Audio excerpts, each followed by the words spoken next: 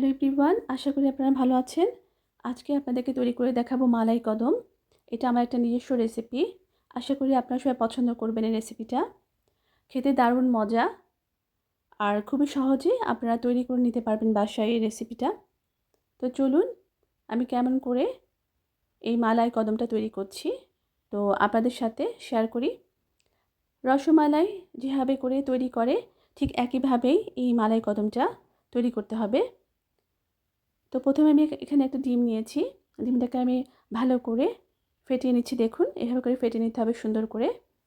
তো আমি এখানে প্রথমে 1 কাপ পরিমাণ গুঁড়ো দুধ আমি এখানে মিক্স করব।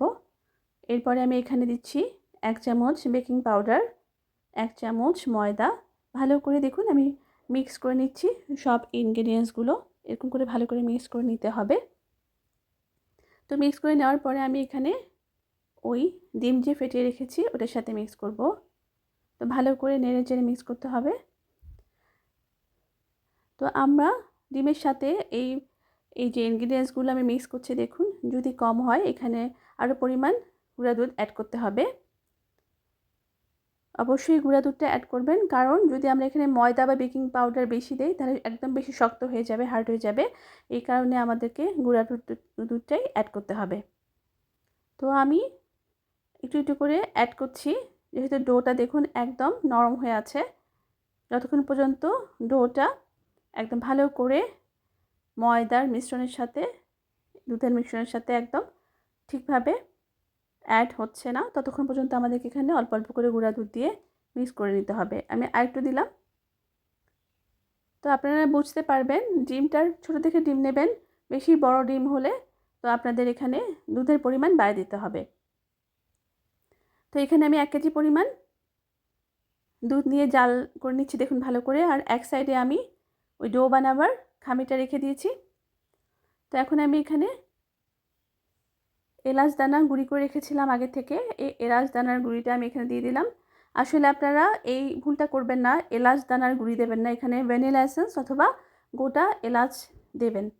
আমি আসলে এলাচ দানাটা দিয়েছি, আমি করে রেখেছিলাম, এই জন্য দিয়ে দিলাম। তো এখানে আমি এখন পরিমাণ মতো চিনি অ্যাড করছি। চিনির পরিমাণ আপনারা বুঝে দেবেন, যে যত বেশি মিষ্টি খাবেন ততটুকু পরিমাণই চিনিটা অ্যাড করবেন। তো দেখুন এলাচ দানাটার কারণে এখানে একটা ছোটো ছোটো দানা দেখাতে দিচ্ছে, এটা দেখতে সুন্দর লাগবে না, এই জন্য এটা অ্যাভয়েড করার চেষ্টা করবেন। তো এখানে দেখুন খামিরটা আমি এখানে যে তৈরি করে রেখেছি মিষ্টি বানানোর জন্য, ছোটো ছোটো কদমটা যে বানাবো, এটা হাতে লেগে যাচ্ছে, এটা ভালো করে দেখুন হয়নি। এই জন্য আমি সামান্য পরিমাণে এখানে একটু ময়দা দেবো, যেহেতু আমার এই ডোটা বা খামিরটা যেটা আমি তৈরি করেছি এটা আমার একটু শক্ত বা হার্ড হতে হবে। এটা আমি একদম রসমালাইয়ের মতো সফট হবে না।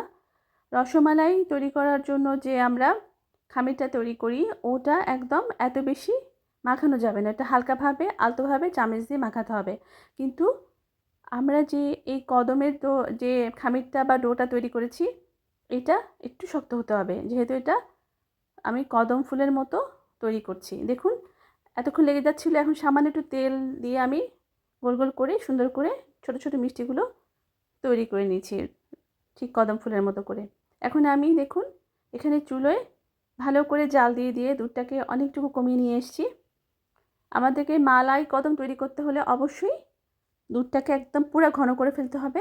এখানে আমি এখন ছোট ছোট মিষ্টিগুলো আমি এখানে দিয়ে দিলাম, ভালো করে দুধের সাথে সিদ্ধ হতে হবে।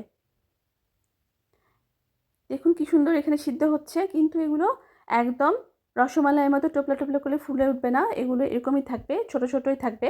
কারণ আমি যে খামিরটা তৈরি করেছি এটা একটু শক্তভাবে তৈরি করেছি, যেন এটা একদম ফুলে না ওঠে রসমালাইয়ের মতো।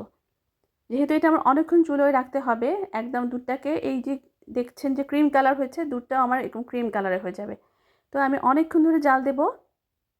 দেখুন আস্তে আস্তে করে আমি নেড়ে চেড়ে জাল দিচ্ছি, কিন্তু রসমালাই আপনারা এভাবে নাড়তে পারবেন না, রসমালাই নাড়লেই আপনাদের এই মিষ্টিগুলো ভেঙে যাবে। তো আস্তে আস্তে দেখুন আমি ঢাকনা দিয়ে দিয়ে অল্প জালে জালে আমি সুন্দর করে এখানে তৈরি করে নিয়েছি। আমার এখানে একটা মিস্টেক হয়েছে, আমি লাস্ট পর্যন্ত অনেকক্ষণ যে চুলায় রেখেছিলাম এটা আমি ভিডিওটা করতে মিস করে ফেলেছি। দেখুন কি সুন্দর একদম ঘন হয়ে মালাই হয়ে গেছে, এই জন্য এটা আমি নাম দিয়েছি মালাই কদম। আশা করি আপনাদের রেসিপিটা ভালো লাগবে, অবশ্যই বাসায় ট্রাই করবেন। ভালো থাকবেন, আল্লাহ হাফেজ।